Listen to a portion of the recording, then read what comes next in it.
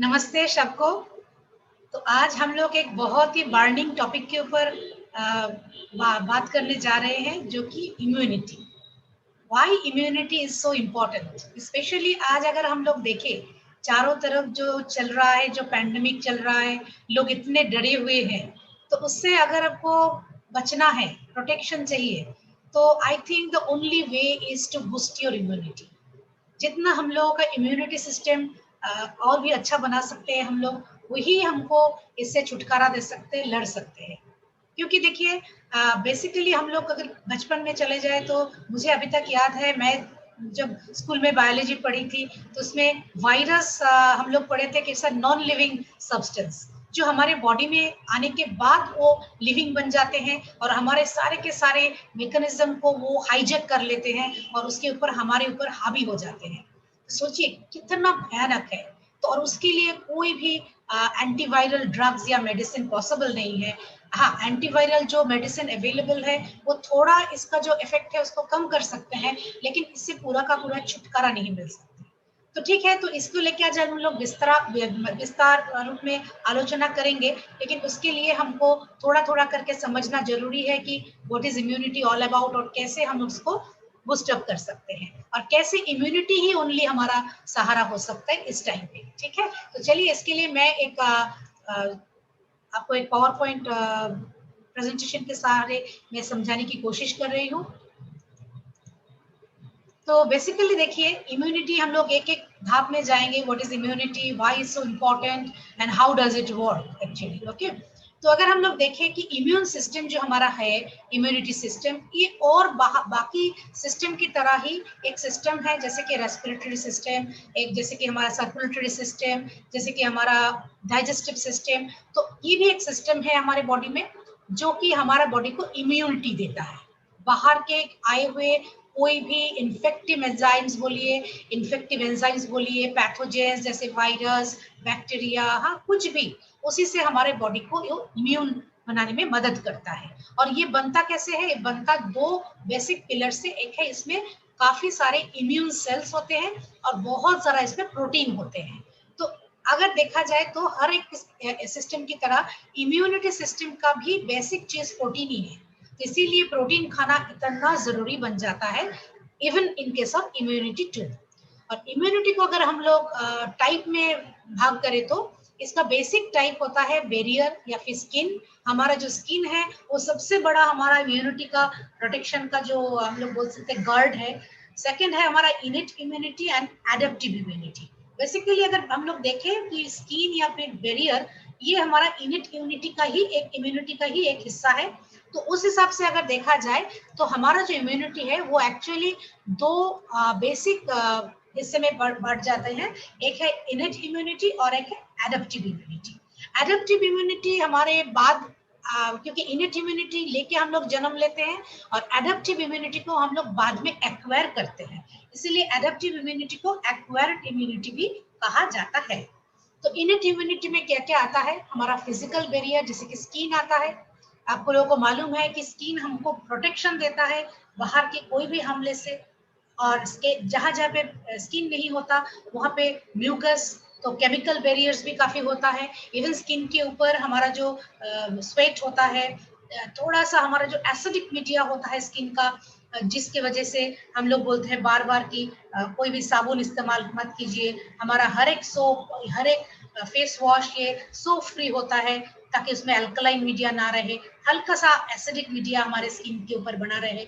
तो हमारा स्किन हमेशा हमको और भी अच्छे से इन्फेक्शन से प्रोटेक्शन दे सकता है। और मेजोरिटी हमारा जो इनेट इम्यूनिटी है, वो सेलुलर डिफेंसेस के सहारे बना जाता है। उसमें काफी सारे जो हमारे ब्लड में दो हिस्से होते हैं, एक है हमारा व्हाइट ब्लड कॉर्पसल और एक है रेड ब्लड कॉर्पसल। तो जिसमें रेड में होता है हमारा हीमोग्लोबिन, तो वो काफी सारा होता है। लेकिन व्हाइट ब्लड कॉर्पसल जो कम होते हैं, इसीलिए ब्लड का रंग लाल ही होता है। तो व्हाइट ब्लड कॉर्पसल के अंदर ही होता है हमारा ये सेलुलर डिफेंस सिस्टम, जिसमें काफी सारा इनेट इम्यूनिटी का सेल्स होते हैं। उसके ऊपर हम लोग बाद में बात करेंगे। और ये जो हमारा एडेप्टिव इम्यूनिटी है, जो हम लोग बाद में, हम लोग जन्म के बाद इसको एक्वायर करते हैं, उसमें दो किस्म के होते हैं। एक है एक्टिव इम्यूनिटी, एक है पैसिव इम्यूनिटी। तो एक्टिव इम्यूनिटी तो जैसे जैसे करके उसमें भी दो हिस्सा होता है, नेचुरल एंड वैक्सीनेशन। जैसे कि अभी आप लोगों को मालूम है कि जो लोगों को कोविड हो चुका है वो उनके बॉडी में ऑलरेडी नेचुरल एक इम्यूनिटी पैदा हो चुका है, और जिनको नहीं हुआ है या फिर जिनको हुआ भी है उनको हम लोग आर्टिफिशियली भी इम्यून कर रहे हैं थ्रू वैक्सीनेशन। तो vaccine is an artificial immunity का, एक्टिव इम्यूनिटी का एक आर्टिफिशियल वे है, और नेचुरल इम्यूनिटी का नेचुरल वे से एक्टिव इम्यूनिटी का है, जैसे कि हम लोग अगर हमारे बॉडी में ऑलरेडी उसका एंटीबॉडी बना चुके हैं। पैसिव इम्यूनिटी जो है वो हमको दूसरे के सहारे मिलता है, जैसे कि जन्म के तुरंत बाद एक माँ, एक्चुअली एक माँ जब बच्चे को दूध पिलाती है अपना, तो that is called the maternal passive immunity. ये थोड़ा गलती से इधर आ गया है, but actually maternal passive immunity should come here and artificial should come here. तो और आर्टिफिशियल क्या है कि मान लीजिए किसी का बॉडी में ऑलरेडी एंटीबॉडी बन चुका है, तो उनका एंटीबॉडी हम उधार ले सकते हैं टू सेव आवरसेल्फ। जैसे कि अभी आप लोगों को बहुत सुनाई देगा कि प्लाज्मा थेरेपी, जिनका ऑलरेडी कोविड हो चुका है वो अगर अपना प्लाज्मा दे दे, उनके प्लाज्मा के सहारे हम लोग बहुत सारे लोगों को बचा सकते हैं। ठीक है, तो that is the two thing, active immunity and passive immunity. तो उसके बाद आता है कि ये काम कैसे करता है। तो हमारा इम्यून सिस्टम इनेट और एडेप्टिव में बटा हुआ है। इनेट में व्हाइट ब्लड कॉर्पसल का सेल्स एंड प्रोटीन्स होते हैं, जो दोनों मिलके जो भी हमारे बॉडी में घुसते हैं उसको किल करते हैं, और ये कभी नहीं देखता कि कौन घुसा है कौन है क्या है, इसीलिए इनेट को नॉन स्पेसिफिक भी कहा जाता है। ये किल के साथ साथ और एक काम करता है, सिग्नल जनरेट करना। सिग्नल जनरेट करके वो किसको देता है, एडेप्टिव इम्यूनिटी का जो सेल है उसमें टी सेल होते हैं, उसको वो ये सिग्नल पहुंचा देता है। और ये टी सेल क्या करता है, वो सिग्नल को लेके कि देखो हमारे बॉडी में कुछ ना कुछ वायरस घुसा है, वो ये बी सेल को देता है, और बी सेल उसके हिसाब से उस वायरस का एंटीबॉडी बनाते हैं, ताकि वो बाद में इसे मुकाबला कर सके। और सिर्फ बनाते ही नहीं, इसको अपना मेमोरी में अपलोड करके रखते हैं कि जरूरत पड़ने से वो उसको डाउनलोड करके फिर लड़ सके। तो that is basically our immune system. तो इसको अगर 2 बार चाहे 3 बार चाहे आप लोग देख लीजिए, ताकि आपको ये बात समझ में आ जाए। ठीक है, तो अभी अगर हम लोग चलते हैं, थोड़ा सम अप कर लेते हैं कि इनेट बर्थ से आता है हमारा, लेकिन एडेप्टिव आफ्टर बर्थ आते हैं। अगर हम लोग स्पेसिफिसिटी देखें तो इनेट नॉन स्पेसिफिक है, देखो तो मारो, but adaptive is very specific. एक बार एंटीबॉडी बना लेते हैं तो वो एंटीबॉडी सिर्फ वही बीमारी में वो काम लगाते हैं, दूसरे में नहीं लगाएंगे। दैट्स व्हाई इट्स स्लो, एक बार बनाने के लिए टाइम लेता है, बट ये बहुत फास्ट होता है इनेट।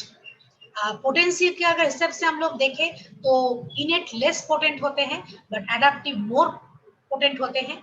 ये इनहेरिट किया जाता है इनेट, बट एडेप्टिव इनहेरिट नहीं किया जाता है। कंपोनेंट्स के हिसाब से देखें तो इनेट में neutrophils, basophils, eosinophils, macrophage, monocyte, mast cell, natural killers, इतने सारे किस्म के सेल होते हैं जिनका काम होता है इन्फेक्टिव एजेंट्स को मारना और सिग्नल जनरेट करके एडेप्टिव सेल्स को देना, जैसे कि टी सेल, बी सेल, और बी सेल एंटीबॉडीज को बनाता है। तो यही हो गया हमारा इनेट और एडेप्टिव का बेसिक डिफरेंसेस। अभी हम लोग चलते हैं थोड़ा इम्यून रेस्पॉन्स की तरफ। What is immune response? जैसे हमारे बॉडी में कोई भी अटैक होता है तो हमारे बॉडी का जो इम्यूनिटी है वो रेस्पॉन्स करते हैं। फर्स्ट टाइम जब कोई अटैक करता है तो वो प्राइमरी रेस्पॉन्स देते हैं, लेकिन वही चीज जब सेकेंड बार करते हैं या थर्ड बार करते हैं तो वो सेकेंडरी रेस्पॉन्स बन जाता है। तो हमेशा हम लोगों ने देखा है कि प्राइमरी रेस्पॉन्स में जितना वक्त लगता है, सेकेंडरी रेस्पॉन्स में उतना वक्त नहीं लगता। एक ग्राफ के सहारे हम लोग इसको समझा सकते हैं कि जैसे कि अगर आपको पहले बार कोई इन्फेक्शन हुआ है तो आपके बॉडी उसका एंटीबॉडी बनाने में काफी वक्त लगा देता है, और उसके बाद उसको ठीक करने में भी थोड़ा टाइम लग जाता है।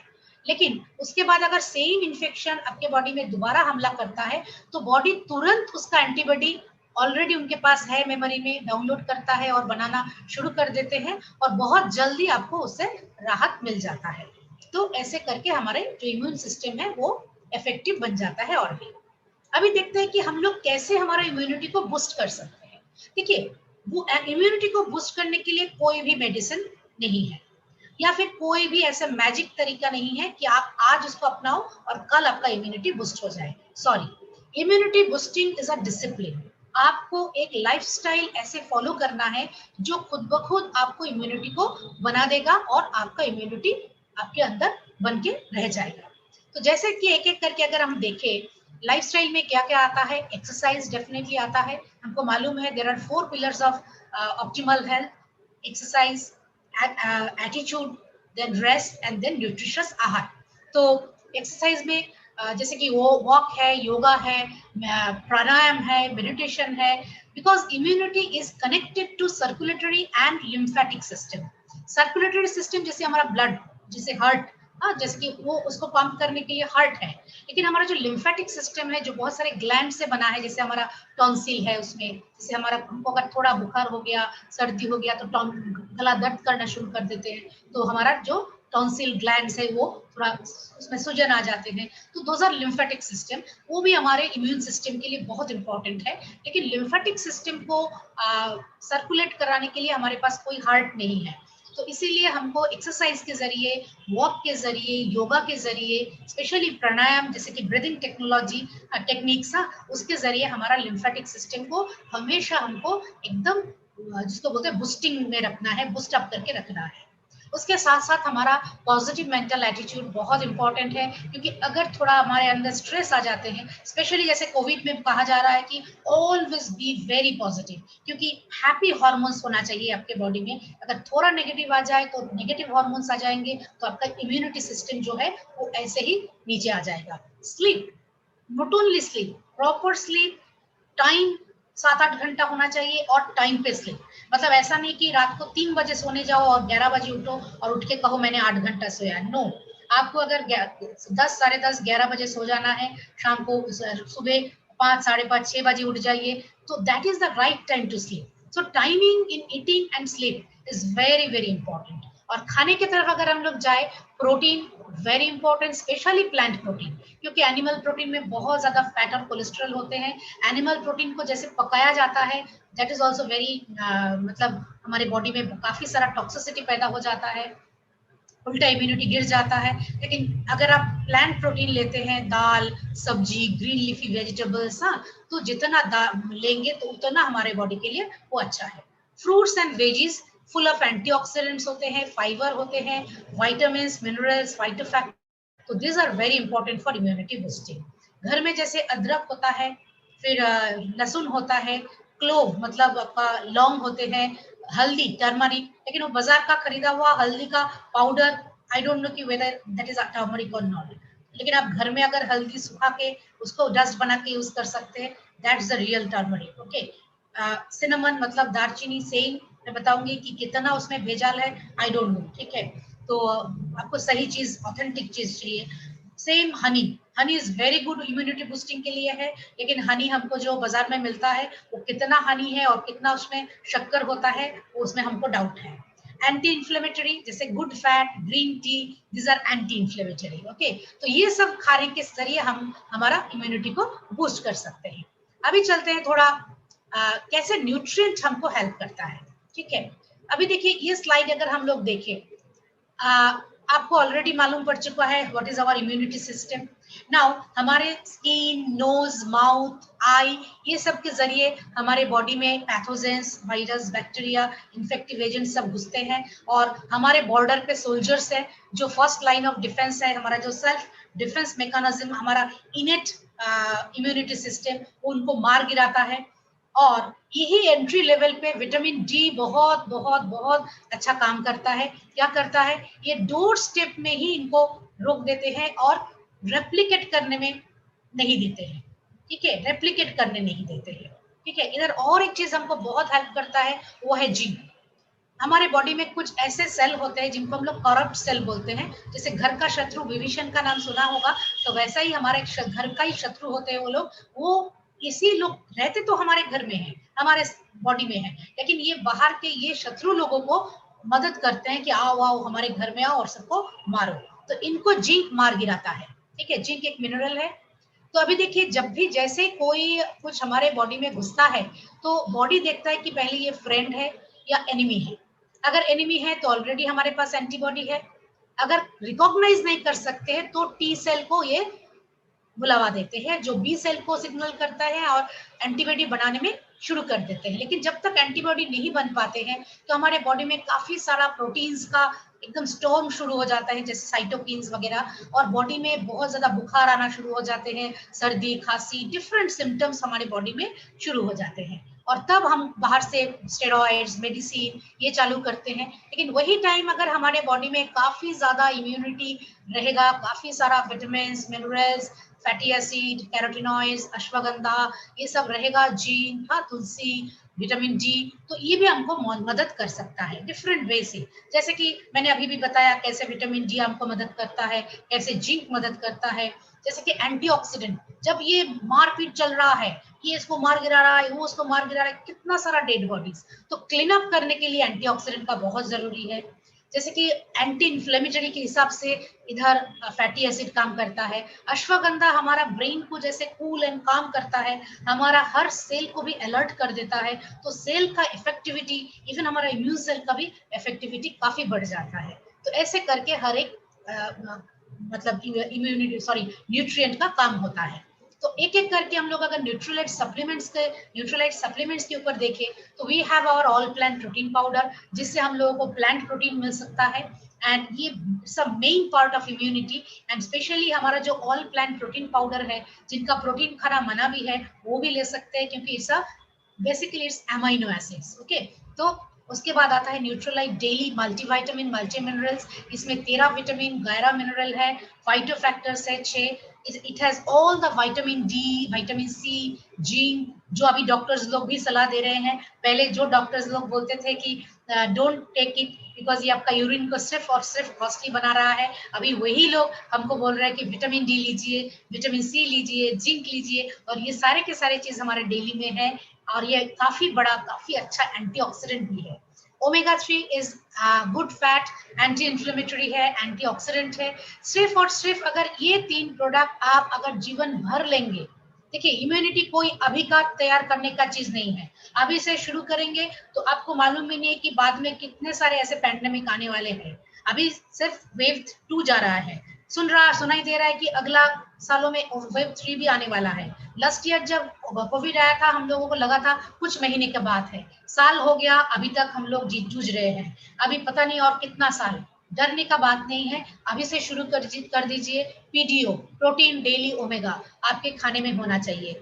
रोज सुबह उठ के 2 चम्मच प्रोटीन पाउडर ले लीजिए।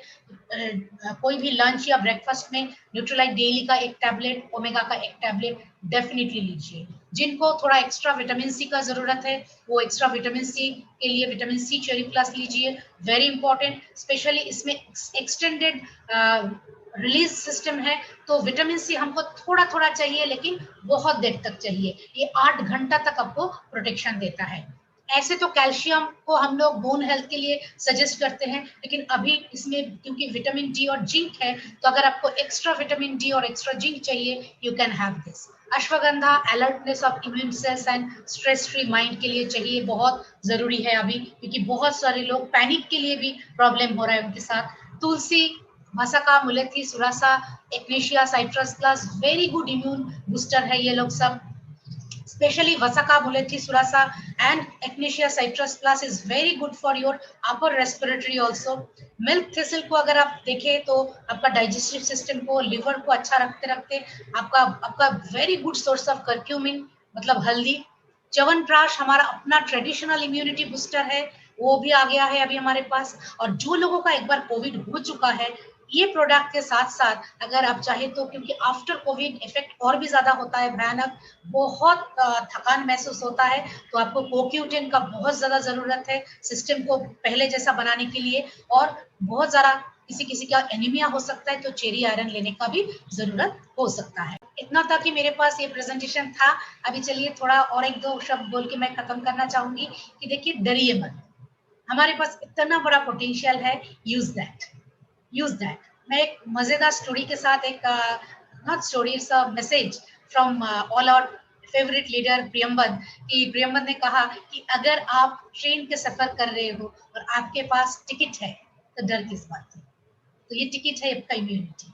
तो लेकिन चेक ऐसा नहीं है कि आपके पास टिकट है मतलब ये नहीं कि चेकर नहीं आएगा, चेकर आएगा, आके आपको पूछेगा टिकट, तो आप कैसे टिकट दिखाओगे?